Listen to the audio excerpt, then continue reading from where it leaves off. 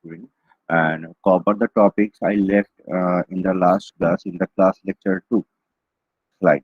And I'm going to cover those topics, and after that I'm going to show you a new slide. I have already uploaded that on LMS. Okay, so let me just share my screen.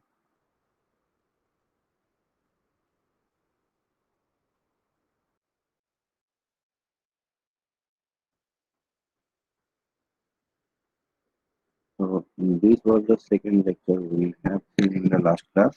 And can you see the screen? Just confirm. Yes, sir. Yes, see. Okay, okay, okay. So out of this instruction list in here, we have seen only arithmetic instructions like add, I, and sub instruction. Okay, so these were the instructions we have seen in the last class. In today class, we are going to actually see and or nor and immediate shift left logical, shift right logical. Okay, so the add I instruction is actually add immediate, like this and immediate or immediate instruction. So whenever we are going to use a constant, we are going to use the immediate instruction. Okay. Uh, so today we are going to talk about the logical instruction first. After we complete uh, seeing the logical instruction in here, we are going to move to the next slide. So let me show you the word file. Okay, here I'm going to show you the logical instructions in here. Just wait. Okay. Okay, fine. Okay. Can you see the screen? Just let me know if you can see the screen perfectly. You can see the screen, the word file. Yes, sir. Okay, thank you for your. Okay, so we are going to assume that we are going to solve some codes related to a logical problem. Logical means and or not, XOR, NAND, not this kind of logical instructions. Okay, so if this is the C code, a logical code in here, sorry, A is equal to B and C. If this is the C code in here, A is equal to B and C. Remember, this is not multiplication, this is logical and.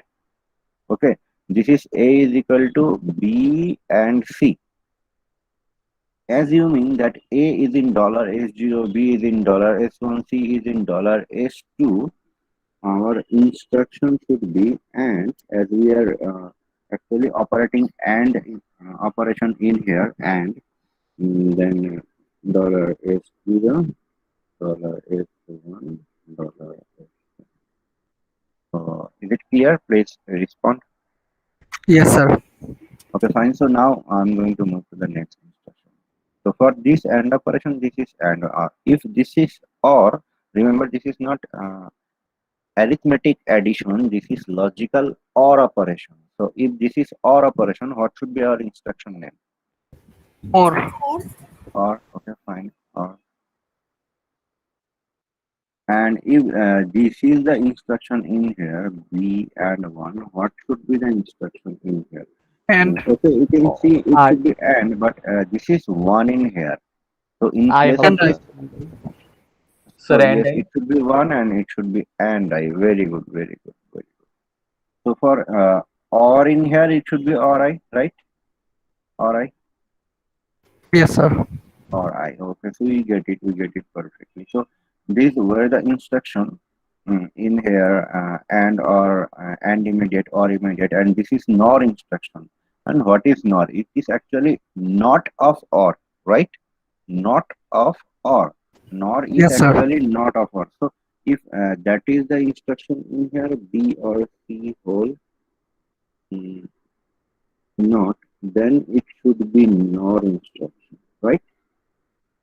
Should be like this instruction in here, NOR and S0 S1 dollar S. This is NOR instruction. Is this clear? NOR Yes, sir. instruction. Okay, so moving to the next instruction, that is shift right logical. Shift left logical and shift right logical. These are the two new instructions I'm going to show you.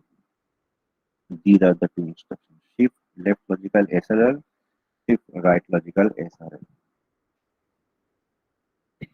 Let me show you.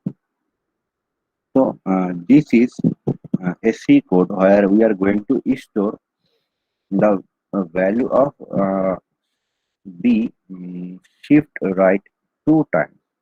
The value of B will be shift right two times, then stored in variable A.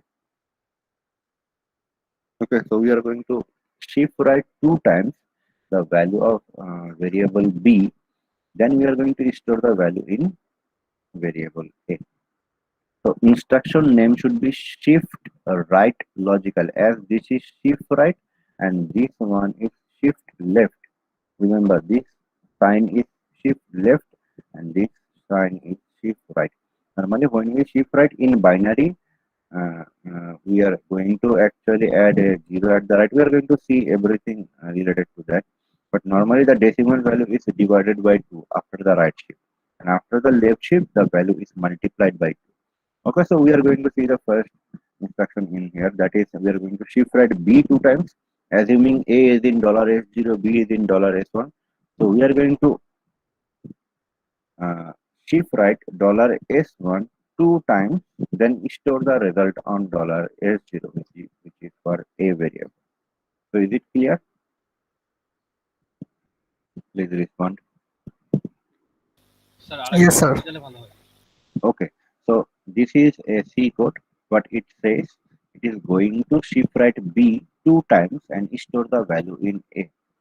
So if A is in $S0 and B is in $S1, then this should be our instruction. Shift right logical S1 two times onto register S0. So now it is clear. Yes, sir. Okay, fine. So if this was our instruction, what would be the instruction name in here? SLL, like this. SLL. Okay.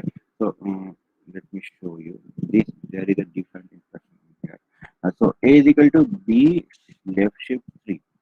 So S1 we are going to left shift 3, S1 three times, then store the result on S0. The instruction name should be shift left logical. Okay, clear? Yes, sir. Okay, thank you. So what is this? We are going to talk about this. If we shift right, that is divided by 2. If we shift left, the value will be multiplied by 2, and we can only see that in binary. For example, can you please tell me what is the value in binary is in here? One. 3. Sir, Yes, three. sir. 3. It is 3 in binary. Okay, if it is 3 in binary, if we shift left this one time, then we are going to add a 0 at the right. Remember, shift left, right side 0, shift right, left side 0. So if we shift left this one, we are going to add 0 at the right, and it was previously 3. Now it is what? Can you please tell Six. me? 6. So 10. if we shift left one time, it will be multiplied by 2. If we shift left this one another time,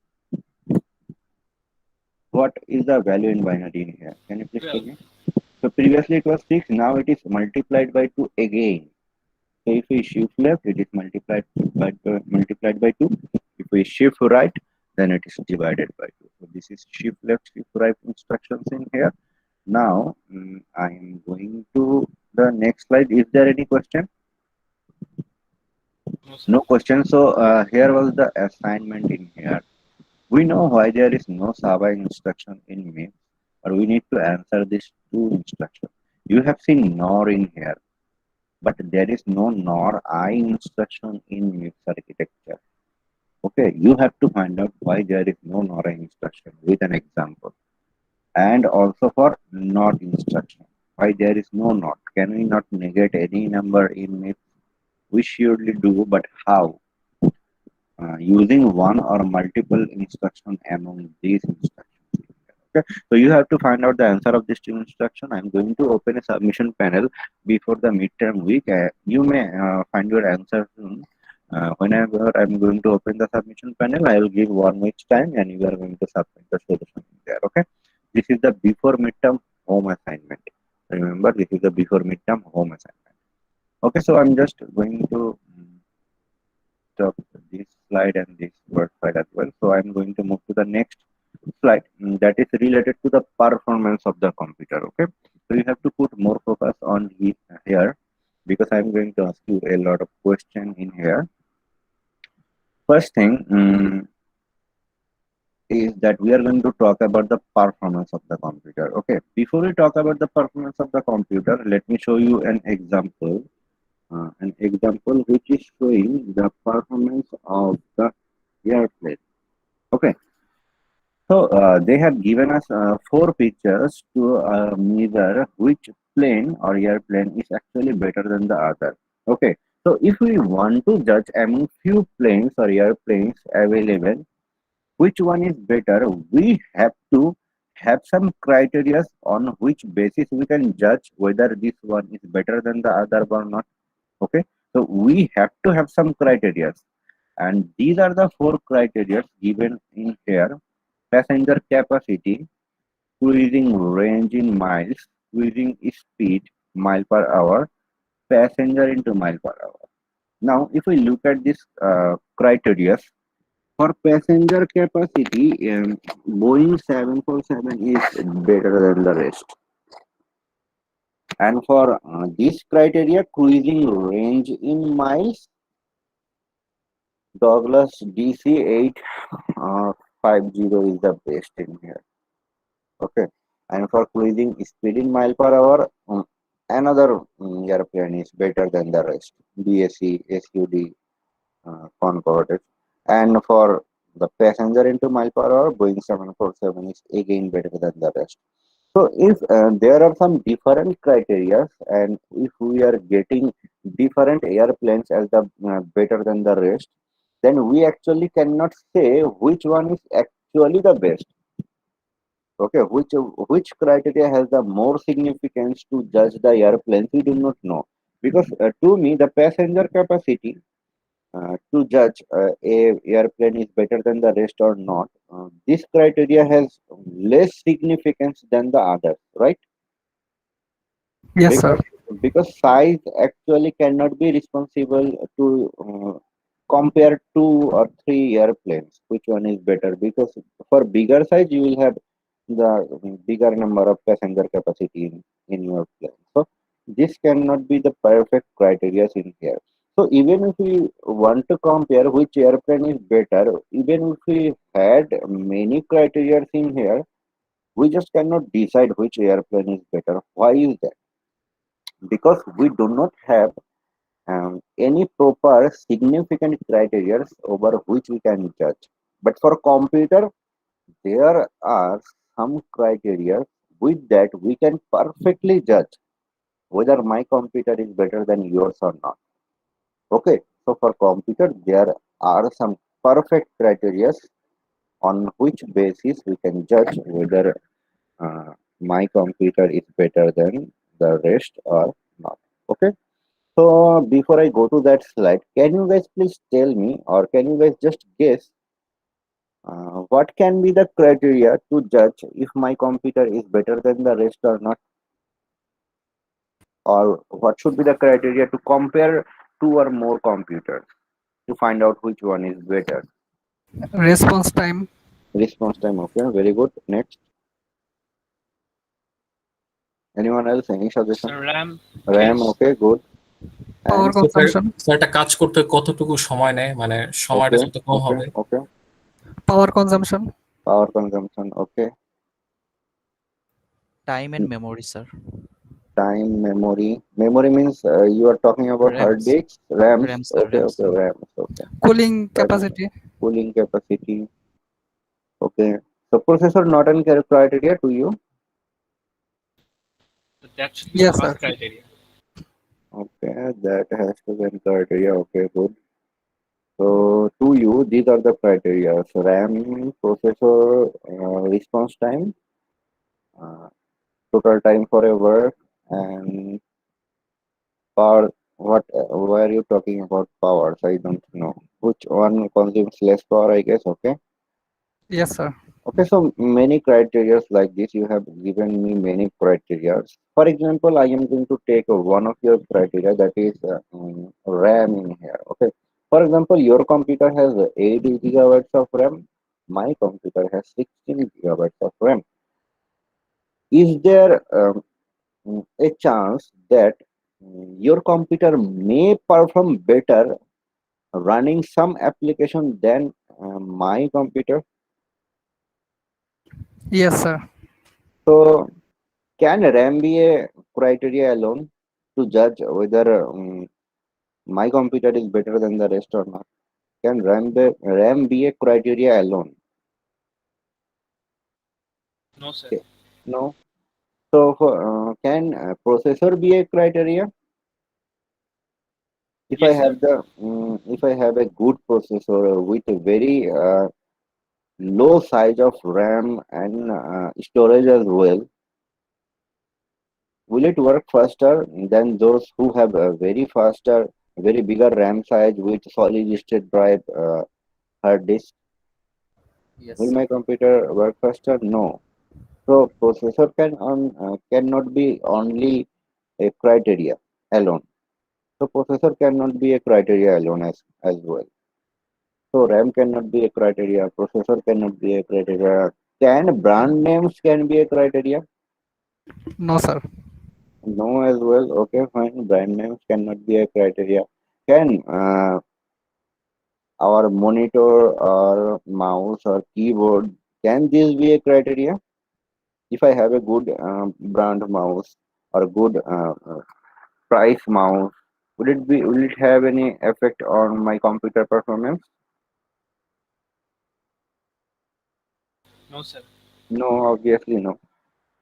So one of you have answered this perfectly. Those who have said a response time.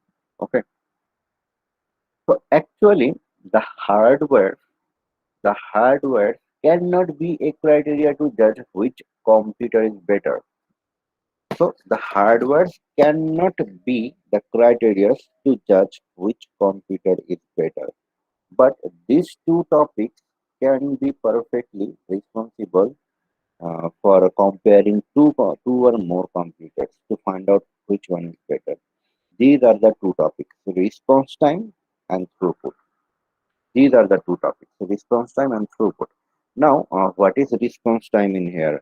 How long it takes to do a task? For example, if I click on the Google Chrome browser, the time it takes to appear on the screen, that is response time.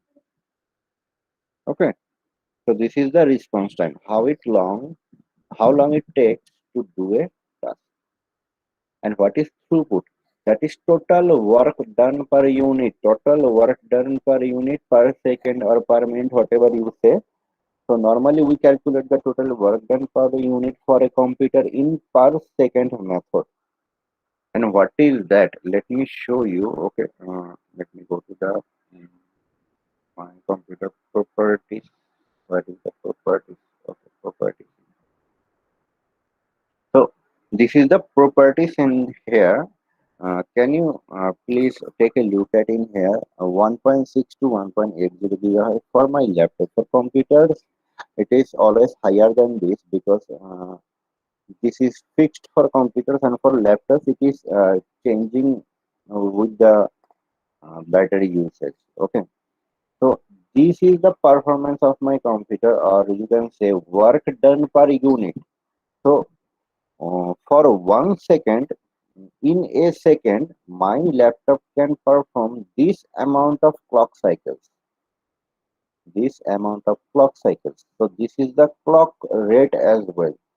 So work done per unit time, work done in a second. This is the computer performance. If your computer has higher gigahertz performance in here, then your computer is better than my one. That is for sure. Okay.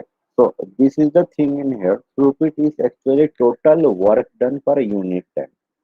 Okay, and we can say this as the clock rate as well. I'm going to talk a lot about this in the next slide. So I'm going to show you a mathematics related to that. We are going to compare two computer A and B in the mathematics. Before that, I need to show you the formula for measuring performance in aspect of execution time or response time or throughput. So we are going to measure computer's performance as these two are the criteria. We can judge two computers on the basis of these two. Even if it is for response time, we can find out which one is better. The computer takes less amount of time to respond, that is better, and the computer has more throughput, that is better. Okay, so we are going to see these two things in here. The first mathematics we are going to see is related to the response time, and they have named response time as the execution time in here. So execution time, response time, and CPU time all are the same things. We are going to see CPU time as well. So CPU time, response time, or execution time all are same thing. Okay, so if we somehow know X is faster than computer Y, then we have to find out the performance of X by performance of Y is equal to execution time of Y divided by execution time of X. Let me show you this formula in the slide so that you can understand it better. Relative performance has two Sir, formulas, one here and another one in here. Any question? sir, the sound is not clear. I'm Not finding clear? the. Yes, sir. Okay. I sir allowed recording শোনার সময় to. Sir same issue লাগছে sir sir সাউন্ডটা sir কেমন যেন একটু ঘোলা টাইপের sir একদম ক্লিয়ার না স্যার স্যার Not অনেক সাউন্ড even বাড়ায় clear দিতে হচ্ছে now? You cannot hear me properly? We can hear you, but the voice is getting sometime fuzzy. Some of the pronunciation can be understand Okay, sometimes. if there is any problem, you guys let me know. Now you can understand? You can hear me properly? Much better, Yes, sir. sir. Okay. I'm holding the mic closer to my mouth, so I guess you can hear me perfectly now. Okay, so this is it. We have seen the relative performance formula in here. Now we are going to see that in the Word file. So we have actually two relative performance formula. One aspect to response time or execution time, and another aspect to throughput or clock rate. Okay. So we can see Px by Py is equal to Ey by Ex. So we can surely say the performance of the computer is reversely proportional to the execution time. As we know, if my computer has less amount of response time or execution time, my computer is better than yours. So we can say our performance of the computer is reversely proportional to the execution time. Is that clear? Please respond. Yes, sir. Yes, sir. That is why it is Px by Py is equal to Ey by Ex. Another formula we have for relative performance is that, as we know, if we have a higher throughput or clock rate, our computer performance is better. So clock rate in here represented as CR, clock rate. So we can see Px by Py is equal to CRx by CRy. Okay. So we can say our performance of the computer is directly proportional to the clock rate. So is it clear why it is directly proportional and why it is reversely proportional? Please respond. Yes, sir. Sir, Okay, একটু and my আবার voice is loud and clear? Sir sir Yes, একটু yes. Yes, আবার sir. Yes, sir. Sir একটু আবার repeat করলে ভালো হয় Okay.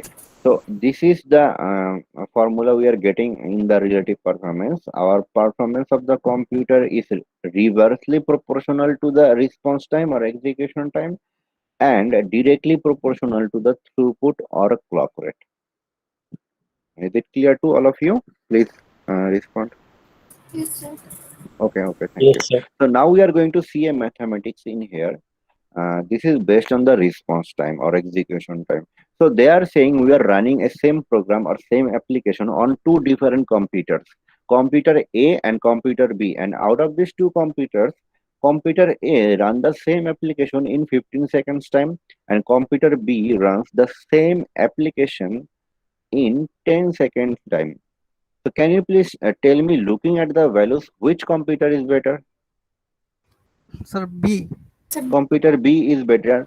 So measuring the performance, when we are going to measure the performance, we are going to keep B at the top of this ratio in here. So PB, performance of B by performance of A, is equal to EA by EB. Because it is B by A, it should be EA by EB, right? As it is reversely proportional. Is it Yes, clear? sir. Yes, sir. Okay, okay. So using this formula, we are going to get this division in here. EA is 15, EB is 10, so 1.5. As B is on the top of this ratio in here, so we can say computer B is 1.5 times faster than computer A. So is it clear? Please respond. yes, sir. Okay, fine, thank you. So what I'm going to say now is, if I change the computer names in here, for example, if this one is B and this one is A, what should have been the formula in here? PA by Remember, So PB PA by equals to PB. EB by EA. EB by EA. right, PA by PB is equal to EB by EA. So looking at the values, you have to judge what should be the relative performance formula in here. Okay, so is it Yes, sir. clear? Okay, so I'm just going to revert it back to original. Okay, so it is the same what it was earlier. So I'm just going to the next slide in here. So we are going to talk about two things in here. One is elapsed time and another one is CPU time. Okay, so I'm going to talk about these two theories later, but I'm going to show you an example of these two things. Okay, so for example, I have been assigned a task to do in my computer, and that task is to add two numbers in the calculator application. Okay, so somebody has assigned me one task. I have to add two numbers in the calculator application of my computer. So what I am going to do? I am going to first search for the calculator application in here. After searching, I am going to click on it to open this interface in here, and I am going to give input two numbers in here. After clicking on the equal button, I am going to get the output in here. So I have looked for this application, opened this one, given input, and I got output in here. So this is the total time for the task I have been assigned to. My task was to only add two numbers in the calculator application. So elapsed time is the total time, including all aspects, including the response time as well, how much time it took to uh, uh, show me the calculator application on the screen after I click on it. So that was the response time, and processing time as well, and input output time. I have given inputs in here. I have seen the output as well in here, operating system overhead, idle time as well. So if I had taken 2 minutes to give these two inputs in here, calculator application has to wait for that 2 minutes to show me the output before I can click the equal button in here. So elapsed time is the total time including all aspects. And what is CPU time then? CPU time is the total time required for my computer to perform the exact operation or exact job or given job. If I have been assigned the task to add two numbers in here, that task was for computer to perform as well. Okay, and what was that? For this calculator application to add these two numbers. Okay, only to add these two numbers. So, not to take this input, not even to show me that output, only to calculate the addition of these two numbers, the time it took. Remember what this calculator application has done? It has taken the input 2 plus 3 equal. After that, it takes some time to calculate the addition of 2 and 3. And then it took some time to show me the output. In CPU time, we are going to discount input output time as well, and other idle times as well. So we are going to talk about the CPU time, and then we have to talk that only the time this calculator application takes to add 2 and 3, that is the CPU time. So elapsed time is the overall time including all aspects, and CPU time is the only time that my computer needs to perform a given job. I have given a job to this calculator application to add these two numbers. The time it took to add these two numbers, that is the CPU time. So do you understand the differences between elapsed time and CPU time? Please respond. Yes, sir. Okay, so I'm just going to close this calculator application in here, going to the next slide. So now what we are going to see is two theories in here again, clock period and clock frequency or clock rate. So moreover in the slides, in the next slides, we are going to talk about all the clock rates in here, no clock frequency. So assume this is clock rate and this is clock period. So what is a clock period? So you can see it in the picture. This is these are the clock cycles in here. Initially it is 0, then it goes to 1, then it becomes 0, then it goes to 0 as well, and suddenly it becomes 1. Before starting from 0, after going to 1 and then 0, before it becomes 1, the time it took, that is a clock cycle or a clock period. Duration of a clock cycle, duration of a clock cycle, that is a clock period. That can differ from computer to computer. For example, for my computer, to generate a clock cycle, my computer takes 250 picosecond. Your computer might take 200 picosecond, or even more or less, whatever it is. The clock period is actually the time of a single clock cycle. As you can see, there is three clock cycles, 1, 2, and 3. But we are going to talk about clock period, so we have to understand there is the time for a single clock cycle. Clock period is the time or duration of a single clock cycle. So is it clear? The clock period, please respond. Yes, sir. And clock rate is actually 1 by clock period, or we can say clock period is actually 1 by clock rate. Why? Clock rate is cycles per second. In a second, how many clock cycles we can generate? For example, if we have generated 3 clock cycles in a second, then clock rate would be 3. I am going to repeat again. For example, if in a second we generate 3 clock cycles in my computer, then we can say my clock rate is 3. Okay, my clock rate is 3. So Yes, sir. actually clock period is 1 by clock rate. Clock period or duration of a clock cycle or time of a clock cycle or a single clock cycle's time is actually 1 by clock rate. As you can see, this is clock rate. Normally it is 4.0 gigahertz for computers and less for the laptops as well. So you can see 4.0 gigahertz clock rate. So it can actually generate 4 into 10 to the power 9 number of clock cycles in a second. In a single second, it can generate 4 into 10 to the power 9 number of clock cycles in your computer if your computer has a clock rate of 4 gigahertz. Is it clear? Please. Yes, sir. Yes, sir. Okay. Yes, sir. So I'm just going to move to the next slide where we have a mathematic. No, sorry, we have a formula in here. In the next slide, we are going to see a mathematics. So we have a formula in here. I'm going to ask you guys to understand these formulas. Never try to memorize these things. Even if you memorize, that will be okay to solve the mathematics. But if you try to understand these formulas, you are not never going to face any difficulties understanding the question part as well. Okay, so it is better to understand the formulas rather than memorizing it. Okay, so we have to find out the CPU time for a given job. For example, the time it took to add two numbers in the calculator application, that is CPU time. So we have to find out the CPU time.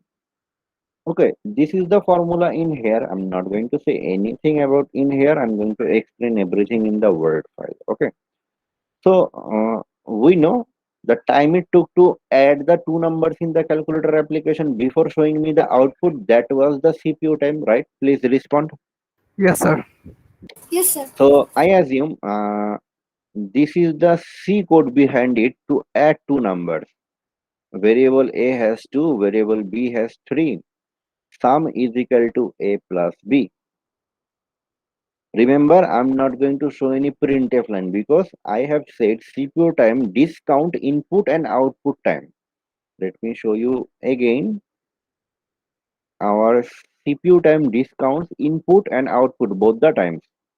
So for taking input and showing the output, nothing counts in the CPU time. Okay.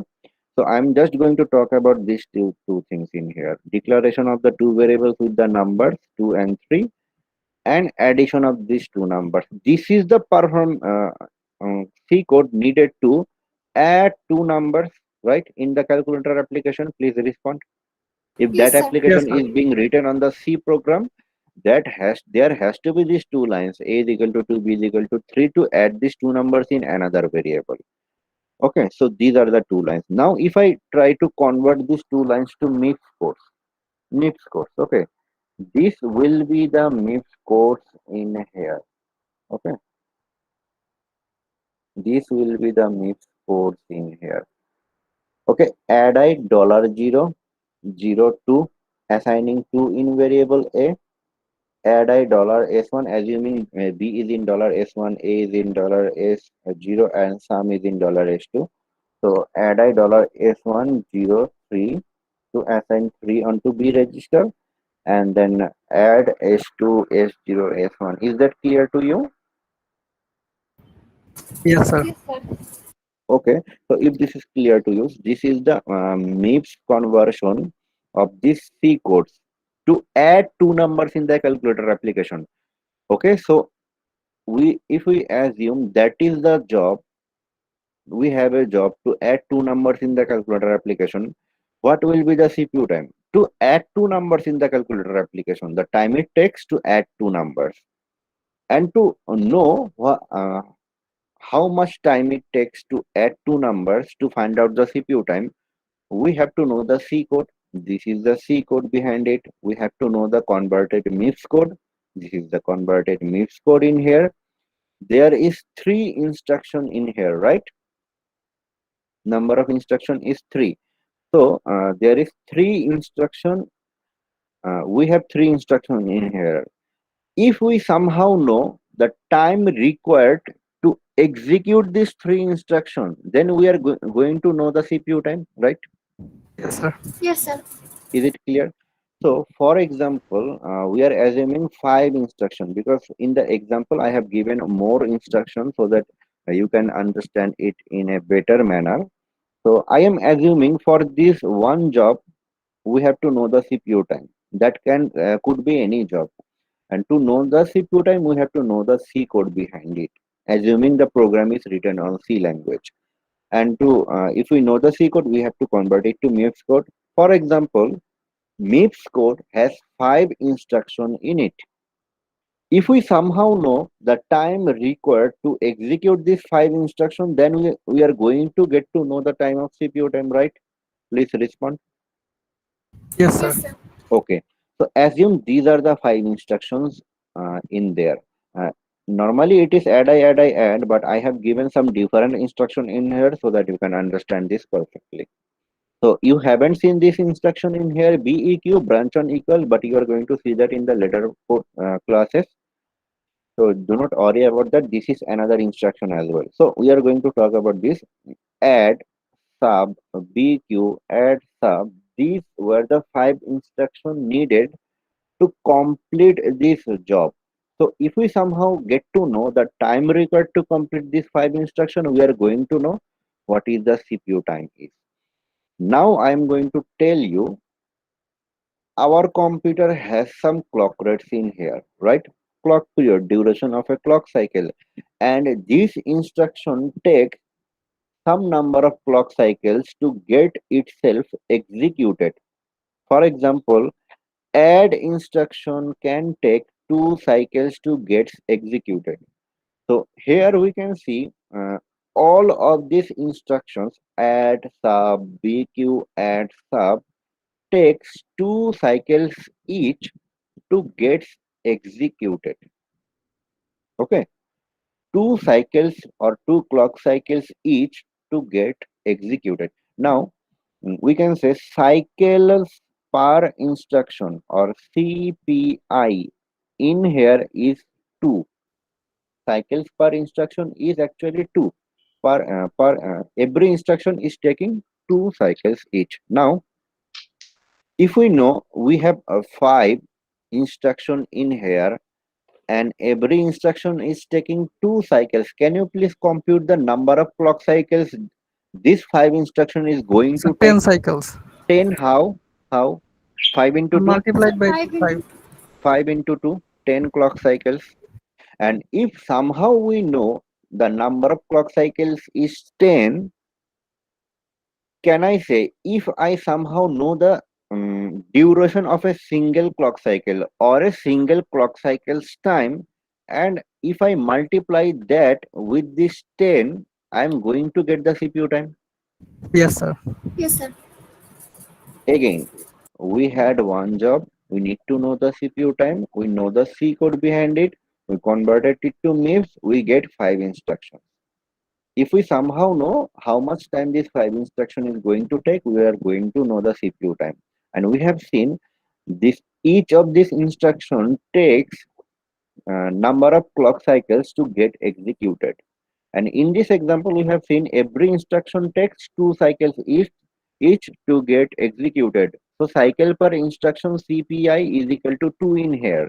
So if that is 2, and if we can count the number of instruction in here, instruction count, that is 5.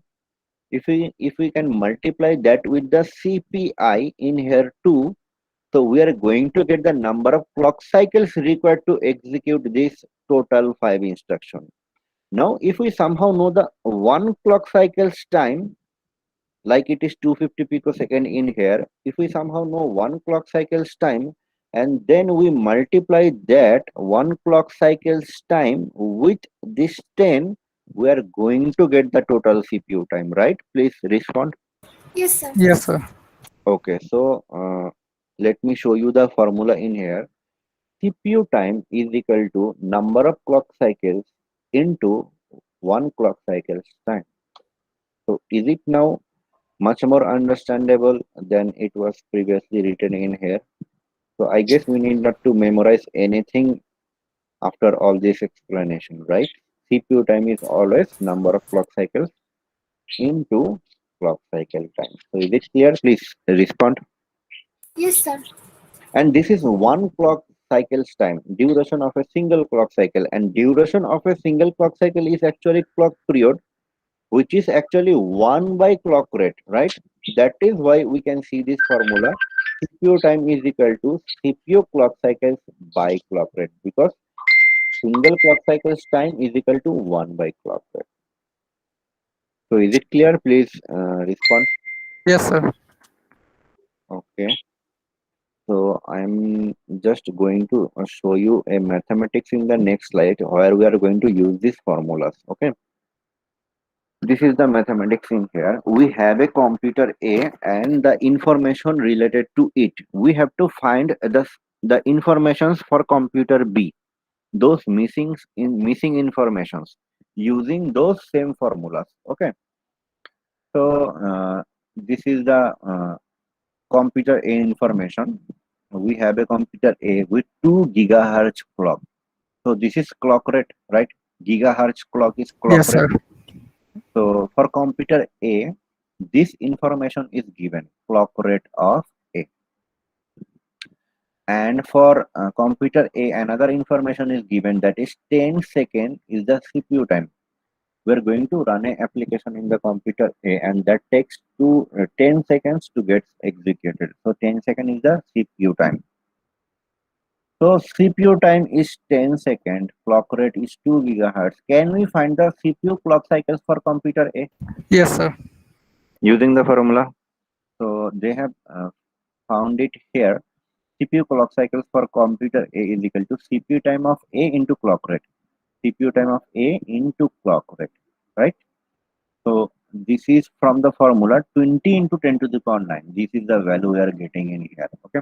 So gigahertz is actually 10 to the power 9 that you have to know. I guess you know it. Yes, sir. Megahertz is 10 to the power 6. Kilo is 10 to the power 3 in this way. So we know it is 20 into 10 to the power 9 because these powers are important whenever you are going to find out the value. You can never write uh, 20. Okay, you have to write 20 into 10 to the power 9. So we are in here. So we have to design a computer B that aims for 6 seconds CPU time. So computer B CPU time is given. Okay, and they are saying it can do that. It can perform the same application which is taking 10 seconds in computer A. It can perform running that application in 6 seconds. But to do that, it causes 1.2 times more clock cycles than CPU clock cycles of computer A, or clock cycles of computer A. Okay, so in here, in the formula of computer B, clock rate, as we know the formula is CPU time is equal to clock cycles by clock rate. We can take clock rate here and take CPU time here, and this will be the formula: clock rate, CPU time, clock cycle. We have to find out the clock rate. CPU time is given 6 seconds, and CPU clock cycles is given in this way: 1.2 into clock cycles of A, and this clock cycles of A is equal to 20 into 10 to the power 9. So we have used this same formula from here to here again. This is CPU clock cycles of B 1.2 into clock cycles of A, that is 20 into 10 to the power 9, and this is the CPU time in here, 6 seconds. So we are going to find out it is 4 gigahertz. Whenever there is 10 to the power 9, we can say gigahertz. Okay, in finding the value of clock rate. So is it clear, the mathematics Yes, in sir. here? Yes, sir. So you have to compute how much the computer B has to be faster than computer A to do this. So how can you find this? Computer A has a clock rate of 2 gigahertz. Computer B has a clock rate of 4 gigahertz that you have find just now. Now using this formula, clock rate A, B, can you find which computer is better Yes, and sir. Yes, sir. by how much time? So if clock rate of B is 4 gigahertz, clock rate of A is 2 gigahertz, then computer performance of computer B is actually 2 times faster, right? Yes, sir. Yes, sir. Okay, okay, so you get it perfectly. So I'm going to move to the next formula. Okay, this is the next formula. This was the previous formula where CPU time is equal to CPU clock cycles into clock cycle time. Now we have divided this CPU clock cycles into some other terms. Okay, CPU clock cycles into some other terms or formula you can say. So CPU clock cycles is equal to instruction count into cycle per instruction. That we already know. How we know? Let me show you in this example. We have multiplied 5 into 2, right? In here, please respond. Yes, Yes, sir. sir. And what is this 5? Instruction count, total number of instruction, or instruction count 5. And this 2 is actually cycles per instruction, CPI2, right? Yes, sir. So if instruction count is denoted as IC and cycle per instruction is denoted as CPI, this is 5 into 2, 10. So can we say uh, clock cycles, CPU clock cycles 10 is equal to IC into CPI? Yes, sir. Yes, sir. So here is the formula: clock cycles is equal to IC into CPI. Okay, if we write this in the short form, IC into CPI. Okay, just another form. And using this formula, we are going to see solution of a problem in here. Let me show you. We have two computers in here, and we have given the clock cycle time duration of a single clock cycle for computer A and the CPI of computer A. So out of this three informations in here, CPI and clock cycle time is given. we have to find out the CPU time. Okay, so back in here, computer B clock cycle time and CPI is also given. And here is the important thing. Same instruction set architecture. Same instruction set architecture. That is important if that is given in the question. What is this same ISA mean or same instruction set architecture means? For example, if you and I both are using same instruction set architecture, for example, me, then if we have a C code like this, we are going to have same number of instruction in both of our computer 3, right? If we Yes, convert sir. this C code to MIPS, because we are going to have use same instruction set architecture. You are using MIPS, I am using MIPS architecture. So both of us is going to convert this C code to MIPS code in the same manner. So if I have 3 instruction in my computer, after converting, you are going to have 3 instruction as well. So if both the computers A and B are using same instruction set architecture, both are going to have same number of instruction count. Is it clear? Please respond. Yes, sir. Okay, so in here they have assumed that for computer A instruction count is I, for computer B instruction count is I. Both are I same. Why? Because both are using same instruction set architecture.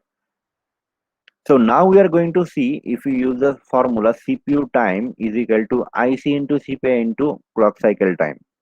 The cycle time and CPI is given. So IC into CPI into clock cycle time, where IC is I, we have assumed. CPI is 2, 250 is the cycle time. So I into 500 picosecond. And for computer B, it is IC CPI cycle time again. CPI is 1.2 given, and clock cycle time is 500 seconds picoseconds given, and we have assumed instruction count as I, same as for computer A. So this is I into 600 picosecond. Looking at this two times, looking at this two CPU time means execution time means response time. So whichever computer takes lesser time is faster, right? Yes, sir. So computer A is taking less time, so computer A is faster. So to find out how much faster computer A from computer B is, we have to divide the time of B by A. So I will be deducted from in here. So it is 1.2. So computer B is actually 1.2 times faster than, sorry, computer A is 1.2 times faster than computer B. Is it clear? Please respond. Yes, sir. Okay, fine. So this is, we have many more topics in this chapter, but we are going to see one last topic in here, one last topic before we end today's class. Okay, one last mathematics in here. So before that, I need to show you some theories in here. For example, we have seen that 5 of the instructions were taking same amount of cycles each, right? CPI, cycle Yes, per sir. instruction was 2, but in general, there are some chances that our instruction might take, normally actually our instruction takes different amount of cycles to get executed. For example, add takes 3 cycles, sub takes 4, BQ takes 1 cycles to get executed. All the instructions takes a different amount of cycles to get executed. Okay, so we are assuming that add takes 3 cycles to get executed, sub takes 2 cycles to get executed, BQ takes 4 cycles to get executed itself. Then how we are going to find out the total number of clock cycles in there? Previously, we have used this formula IC into CPI 5 into 2, 10 clock cycles. Now, as every instruction is taking, every different instruction is taking different number of clock cycles to get executed, how we are going to find it? The total number of cycles required. To find out that, we have to find out the instruction count. How many add is in here? How many sub is in here? How many BQ is in here? So looking at this 5 instruction, can you please tell me how many add is in here? Add instruction, how many add? So two. How many sub? Two sub. How many BQ? One. One. So we have two add instruction. This is the instruction count from that 5. Separate instruction count for each of the different instruction. Two add instruction, two sub, one BEQ. Now, if one add instruction takes 3 cycles, how many this two add instruction is going to take? 2 Six. into 3, 2 into 3, 6 cycles. Then how many sub instruction is going to take? Four, There are two sub and each take 2 cycles, so 2 into 2, 4 cycles, right? yes, sir. How many BEQ is going to take? One BEQ, 4 cycles each, so 1 into 4, 4 cycles. If we add these things, number of clock cycles will be 14. Number of clock cycles is 14. Now we have to find out the average CPI. So this 5 instruction is taking 14 cycles. So how much in average? So average cycle per instruction is 14 divide this 2 plus 2 plus 1, because there were 5 instructions. So 14 divide 5. So this is the average CPI, 14 divide 5. Is it clear? Yes, sir. So if we look in here, instruction names are given in here like this: add, sub, BEQ, and CPI for class or instruction. I can write it like this: instruction. CPI for each instruction. So cycle per instruction for this instruction. Add. Like for add, we have assumed 3. For sub, we have assumed 2. For BQ, we have assumed 4. In this question, they have given add takes 1 cycles to get executed itself. Sub takes 2. BQ takes 3. There are two code sequence, and for this two code sequence, you have to find out the average CPI. Okay, so they are saying in the code sequence, instruction count in the code sequence 1, there are 2 adds, 1 sub, and 2 BQs. And in the code sequence 2, there are 4 adds, 1 sub, and 1 BQ. Now we have to find out average CPI for both the code sequence. So for code sequence 1, how many instructions are in there? 2, 1, 2. So 2 and 2 is equal to 2 plus 1, 3. 1 plus 2 is equal to 5. So 5 instructions in there. How many clock cycles it will need? 2 into 1 plus 1 into 2 plus 2 into 3. Like we have find out the number of instruction 2, 2, 1. So we have uh, added 2 into 3 plus 2 into 2 plus 1 into 4. In this way, we are going to multiply 2 for the code sequence 1, 2 into 1 plus 1 into 2 in here plus 2 into 3. So this is total 10 clock cycles needed. We are going to divide this 10 by the number of instruction is in there in the code sequence. 2 plus 1 plus 2, that is 5. So 10 divided 5, that is 2. 2 is the average CPI for the code sequence 1. And for the sequence 2, are you guys hearing me loud and clear? Please Yes, respond. sir. Yes, sir. Yes, sir. Okay. So for the code sequence 2, the number of instruction here is 4 plus 1 plus 1, that is total 6. And the number of clock cycles is 4 into 1 plus 1 into 2 plus 1 into 3 in this way. So that is 9 in total. 4 plus 2 plus 3, 6 plus 3 is equal to 9. Average CPI will be 9 divided by this 6 number of instruction in the code sequence 2. So it is 1.5. So is it clear? Please respond. Yes, sir. Yes, Yes, sir. sir. Now I'm going to give you a task and you are going to find the solution of this. So this is the task in here. Okay, so you have to find the average CPI for code sequence 1 and code sequence 2 for this example given in here. So I'm just going to share the Word file so that I can track in the chat box for those who have solved this. Okay, whenever you are going to find the average CPI for code sequence 1 and 2, you are going to write down the values in the chat box so that others can track whether they are right or not. Okay, so write down your average CPI in here in the chat box. After you complete this mathematics, our class will end. We are going to end today's class. Okay, and we are going to talk about the first class test as well. So just do that and let me know when you are done. So can you go back to the previous problem for 1 second? Previous problem in the slide or in the Word file? In the slides there. Right. Okay. So I have to stop the screen share. I have to share entire screen again. So I have uploaded that slide in the LMS. You can download on your own if you want. Okay, sir. Okay, sir. This was the solution.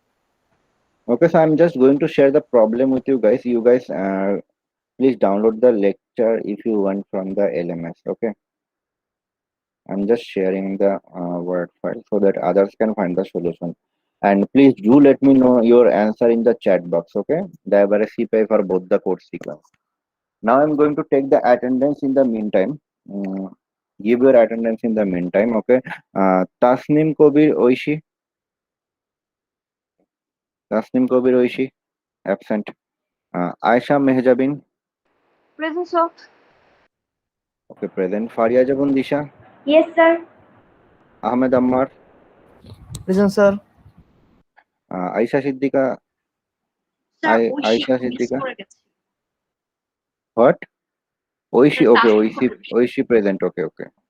Aisha Siddika. Absent. Muhammad Abdullah Al Fahad. Absent as well. Muhammad Omar Shiam. Absent. Nigar Sir, Sultana Omar Ritu. Shyam, sir. Oh, okay, Omar Shiam. Sorry. Nigar Sultana Ritu. Present, sir. Zulkarnain. Present, sir. Muhammad Afanur Hassan. Present, sir. Saleh Akram. Present, sir. Muhammad Rakibul. Present, sir. Adrita Mustafa. Present, sir. Ahmed Musa. Yes, sir. Muhammad Hassan Shaun. Yes, sir. Muhib Al Hassan was present. Najma Akhtar Anita. Present, sir. Nusrat Jahan Shorna. Yes, sir. Absent. Abdullah Al Mamun. Okay, present. Abdullah Al Mamun is present. Okay. Syed Ishtiaq Rahman. Present, sir. Nusrat Jahan present. Okay. Syed Ishtiaq Rahman. Sir, present. Absent. Millat Hussain. Present, sir. Present, sir. Mil- Sir, Milat Hussain. okay. Malia Mehjabin. Sir, Yes, Ishtiaq sir. Ahmed present, sir. Ishtiaq present. Okay. Okay. Millat Hussain also present. Maliha present. Okay. Farjana Ahmed written. Yes, sir. Present.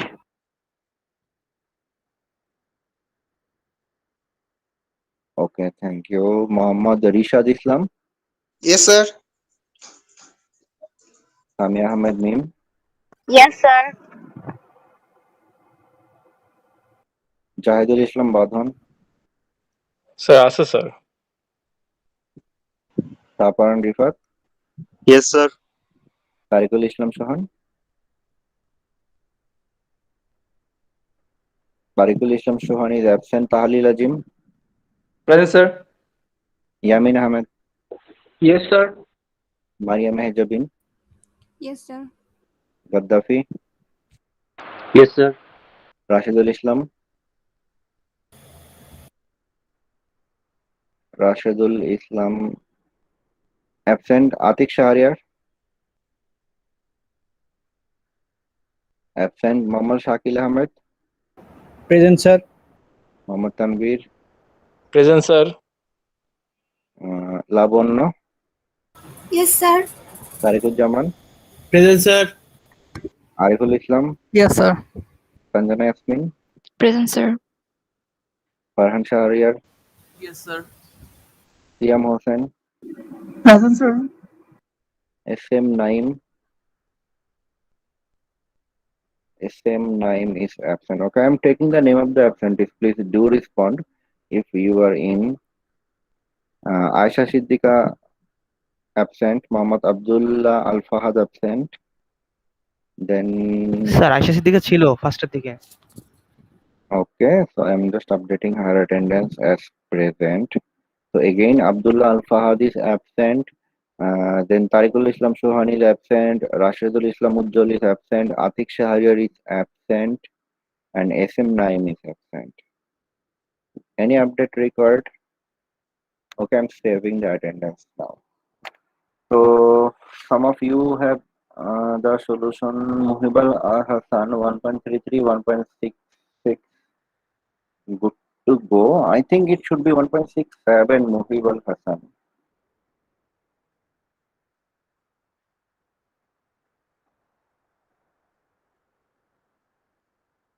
So Muhibal Hassan have submitted his answers. Others, please submit your answer so that I can see how many of you are in the right track to do it round করলে perfectly. 6-7 হয় আর কি। Okay, no problem in that, and that doesn't even matter.